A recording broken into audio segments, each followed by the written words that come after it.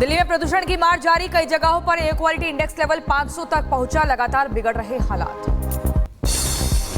दिल्ली में फिर सुबह सुबह छाई जहरीली धुंध, खतरनाक श्रेणी में हवा बरकरार, लोगों को सांस संबंधी हो रही है परेशानी। प्रदूषण की वजह से जवाहरलाल नेहरू यूनिवर्सिटी का फैसला, 22 नवंबर तक ऑनलाइन चलेंगी क्लासेस। नोएडा में बढ़ते प्रदूषण की वजह से बिगड़े हालात, अब स्कूलों में होगी ऑनलाइन क्लास, आज से 23 नवंबर तक चलेंगी ऑनलाइन क्लासेस। गौतम बुद्ध नगर डीएम ने जारी किया आदेश। गाजियाबाद में 12वीं तक के स्कूल बंद, प्रदूषण के चलते प्रशासन का फैसला, 12वीं तक के सभी स्कूलों में ऑनलाइन क्लासेस चलेंगी। प्रदूषण के चलते गुरुग्राम में स्कूल बंद, गुरुग्राम में 12वीं तक स्कूल बंद रहेंगे, गुरुग्राम में भी 12वीं तक ऑनलाइन क्लासेस चलेंगी। ग्रेटर नोएडा में घने कोहरे की वजह से हादसा, ईस्टर्न पेरिफेरल हाईवे पर आपस में भिड़े कई वाहन, 15 से ज्यादा लोग घायल हुए। प्रदूषण को लेकर दिल्ली बीजेपी अध्यक्ष का केजरीवाल पर हमला और कहा, केजरीवाल की लापरवाही की वजह से मास्क पहनने को मजबूर हुए लोग। राजधानी दिल्ली में बढ़ते प्रदूषण को लेकर बीजेपी सांसद मनोज तिवारी की नेक पहल, कनॉट प्लेस पर लोगों को मास्क बांटते हुए नजर आए। पीएम मोदी ने G20 के उद्घाटन सत्र को संबोधित किया, ब्राजील में भी गूंज रहा भारतीय G20 प्रेसिडेंसी का call. One earth one family one future सम्मेलन से अलग कई नेताओं से हुई पीएम मोदी की मुलाकात। G20 के मंच से पीएम मोदी का विश्व को संदेश, कहा भूख और गरीबी के खिलाफ वैश्विक गठबंधन जरूरी, ग्लोबल साउथ के मुद्दे पर भी ज्यादा महत्व देने की मांग। बोले हमारी सरकार ने 80 करोड़ से ज्यादा लोगों को मुफ्त अनाज दिया। G20 समिट के दौरान एस जयशंकर और चीन के विदेश मंत्री की मुलाकात हुई, भारत चीन सीमा के साथ वैश्विक स्थिति पर चर्चा हुई, द्विपक्षीय संबंधों में अगले कदमों को लेकर विचारों का आदान प्रदान हुआ। ब्राजील में G20 समिट के दौरान नॉर्वे के प्रधानमंत्री से पीएम मोदी की मुलाकात, दोनों नेताओं के बीच हुई द्विपक्षीय बैठक।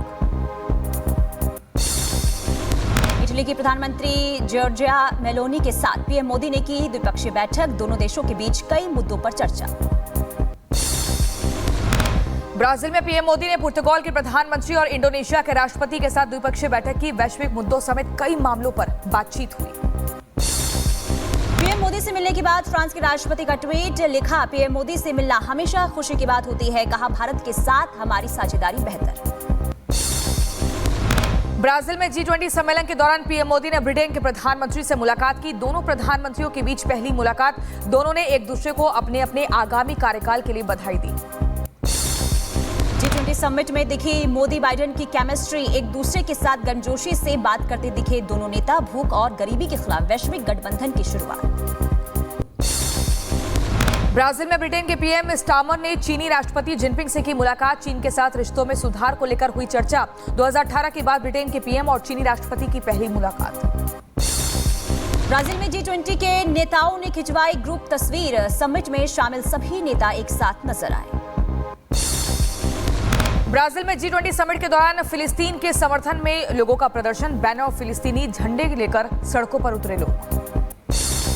पीएम मोदी 3 देशों की यात्रा पर आज गुयाना के लिए रवाना होंगे, 21 नवंबर तक गुयाना की राजकीय यात्रा पर रहेंगे। 1968 के बाद भारत के प्रधानमंत्री की ये पहली यात्रा होगी। आज है देश की पहली महिला प्रधानमंत्री इंदिरा गांधी का जन्मदिन, पीएम मोदी ने ट्वीट कर इंदिरा गांधी को श्रद्धांजलि दी। महाराष्ट्र विधानसभा चुनाव से पहले शहर की बढ़ाई गई सुरक्षा, पुलिस आने जाने वाले वाहनों की कर रही है जांच।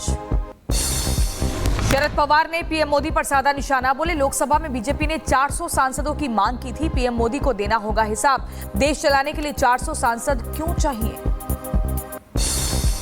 नागपुर में महाराष्ट्र के पूर्व गृह मंत्री अनिल देशमुख पर हमला हुआ है, अनिल देशमुख की कार पर पथराव हुआ, पथराव में चोट लगने से अनिल देशमुख घायल हो गए, जनसभा से लौटते वक्त हमला हुआ। महाराष्ट्र में बीजेपी ने राहुल पर किया पोस्टर वॉर, अशोक गहलोत और रेवंत रेड्डी की अडानी के साथ फोटो जारी की, पोस्टर में लिखा एक है तो सेफ है, राहुल गांधी फेक हैं। बीजेपी नेता बृजभूषण सिंह ने राहुल गांधी पर हमला बोला है और कहा है कि राहुल गांधी ने संविधान नहीं पढ़ा, कभी लाल किताब कभी पीली किताब लेकर घूमते हैं। कांवड़ियों को लेकर एआईएमआईएम नेता का विवादित बयान, शौकत अली ने कहा कांवड़ यात्रा में कांवड़िए शराब पीकर हुड़दंग मचाते हैं, अगर हम 2 मिनट सड़क पर नमाज पढ़ लें तो शोर मच जाता है। योगी आदित्यनाथ ने झारखंड के देवघर में की बाबा बैद्यनाथ की पूजा अर्चना। बाबा का अभिषेक कर लिया आशीर्वाद। झारखंड बीजेपी के प्रभारी लक्ष्मीकांत वाजपेयी और सांसद निशिकांत दुबे मौजूद रहे। उत्तर प्रदेश उपचुनाव से पहले अखिलेश यादव ने मतदाताओं को एकजुट होने की अपील की और बोले, आजादी के बाद का सबसे कठिन उपचुनाव। सीएम केशव मौर्य की मतदाताओं से अपील, बोले बीजेपी ही भविष्य है। 20 नवंबर को विकास और सुशासन के लिए वोट करें। सपा के गुंडे आईसीयू में हैं, अब उन्हें ऑक्सीजन नहीं देना है। उत्तर प्रदेश के डिप्टी सीएम केशव मौर्य का इंडी गठबंधन पर बड़ा हमला। एक्स पर लिखा, इंडी गठबंधन है तो परिवारवाद सेफ है, इंडी गठबंधन तो भ्रष्टाचारी सेफ है, इंडी गठबंधन है तो वक्फ सेफ है, हम एक हैं तो सेफ हैं।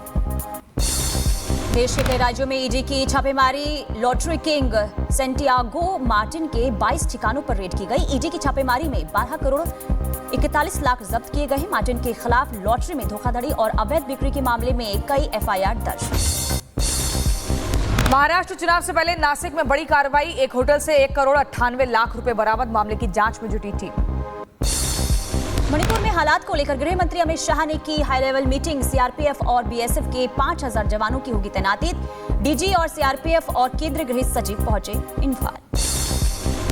मणिपुर में हिंसा फैलने के कारण स्कूल और कॉलेज आज बंद रहेंगे। 7 जिलों में अगले 2 दिनों तक इंटरनेट पर बैन रहेगा। मणिपुर के जिरीबाम की घटना की जांच के लिए कमेटी का गठन किया गया है। मंत्रियों और विधायकों के घरों पर हमले की जांच होगी। छत्तीसगढ़ वक्फ बोर्ड का फरमान, मौलाना को बयान से पहले लेना होगा अप्रूवल। वक्फ बोर्ड के अध्यक्ष डॉक्टर सलीम राज ने कहा, मस्जिद में अक्सर मौलाना जो बयान देते हैं वो सौहार्द वातावरण को बिगाड़ने का काम करते हैं। छत्तीसगढ़ वक्फ बोर्ड के फरमान पर भड़के ओवैसी। एक्स पर पोस्ट पर लिखा, बीजेपी वाले बताएंगे कि दीन क्या है, अब अपने दीन पर चलने के लिए इनसे इजाजत लेनी होगी। ड्यू कॉलेज में प्रिंसिपल पर जातिवादी गाली गलौज और मारपीट का आरोप। बीए हिंदी ऑनर्स के छात्र ने आरोप लगाए। छात्रों ने प्रदर्शन करके इस्तीफे की मांग की। अमृतसर के गोल्डन टेम्पल में वीआईपी ट्रीटमेंट मिलने पर राहुल गांधी का विरोध। घंटों से लाइन में खड़ी एक लड़की ने जाहिर की नाराजगी। बोली, राहुल गांधी होंगे वीआईपी तो गुरु घर के बाहर होंगे, यहाँ सब बराबर हैं। सांसद पप्पू यादव को फिर मिली जान से मारने की धमकी। इस बार पाकिस्तान से आया धमकी भरा कॉल। लॉरेंस गैंग के नाम पर धमकी दी गई। श्री कृष्ण जन्मभूमि मामले में आज हाईकोर्ट में सुनवाई होगी। सभी याचिकाओं पर एक साथ सुनवाई होगी। भदोही में समाजवादी पार्टी के विधायक जाहिद बेग के घरेलू सामान की कुर्की। फरार पत्नी के कोर्ट में हाजिर नहीं कर दिया गया कुर्की का आदेश। बदायूं में इलाज के अभाव में तड़प रही गाय के लिए हिंदू संगठन के लोगों ने प्रदर्शन किया। चौराहे पर ही किया गया गाय का इलाज। सरकारी डॉक्टर्स की टीम इलाज पर नहीं पहुंची, इसका आरोप लगाया गया। घर के बाहर पिटबुल कुत्ते से हुआ तेंदुए का सामना। कुत्ते ने तेंदुए को उठाकर पटका, डरकर तेंदुआ फरार हुआ। रेलवे स्टेशन पर दिखा कूली का अनोखा अंदाज। यात्रियों को इमरजेंसी खिड़की से ट्रेन में बैठाया। आपको दादी की खचाखच भरी ट्रेन में चढ़ने का जुगाड़ हुआ वायरल। जौनपुर में पूर्वांचल विश्वविद्यालय के गर्ल्स हॉस्टल में छात्राओं का हंगामा। छात्रों ने बी के आवास का घेराव किया। लड़कियों को फोन पर लगातार मिल रही थी धमकी। दिल्ली में शाहदरा साइबर पुलिस ने चीनी नागरिक को गिरफ्तार कर लिया है। 43 लाख से ज्यादा रुपए की ठगी का आरोप है। 100 करोड़ की ठगी में भी शामिल होने का आरोप। अमेरिका में गिरफ्तार हुआ लॉरेंस बिश्नोई का भाई अनमोल बिश्नोई। कैलिफोर्निया से हुई गिरफ्तारी। एनआईए ने अनमोल पर घोषित कर रखा है 10 लाख रुपए का इनाम। मध्य प्रदेश के बुरहानपुर में 2 गुटों में खूनी संघर्ष। दोनों पक्षों के बीच जमकर पथराव हुआ। चबूतरे पर पूजा और इबादत को लेकर 2 समुदाय आपस में भिड़े। धार्मिक स्थल का विवाद सुलझाने पहुंची थी पुलिस। पुलिस के सामने ही शुरू हो गया पथराव। इलाके में तनाव, भारी फोर्स तैनात। मध्य प्रदेश के कानपुर में दिखा लेडी गैंग का आतंक। लड़कियों को एक गुट ने दूसरी गुट की लड़की को दौड़ा दौड़ा कर पीटा। मारपीट से दहशत में आई लड़की ने मॉल में भागकर बचाई जान। उत्तर प्रदेश के कानपुर में दबंगई का वीडियो वायरल हुआ। दबंगों ने टोल मैनेजर के ऑफिस में घुसकर उसको धमकाया। दबंगों ने टोल प्लाजा से फर्जी गाड़ियों को निकालने के लिए मैनेजर पर दबाव बनाया। पुलिस ने शिकायत दर्ज की।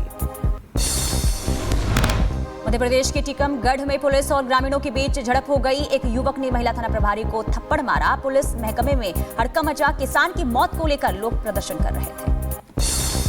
उत्तर प्रदेश के गाजियाबाद में लुटेरे और पुलिस के बीच मुठभेड़। गोलीबारी के दौरान एक बदमाश को लगी गोली। मौके से 2 लुटेरे गिरफ्तार हुए। आगे की कार्रवाई में जुटी है पुलिस।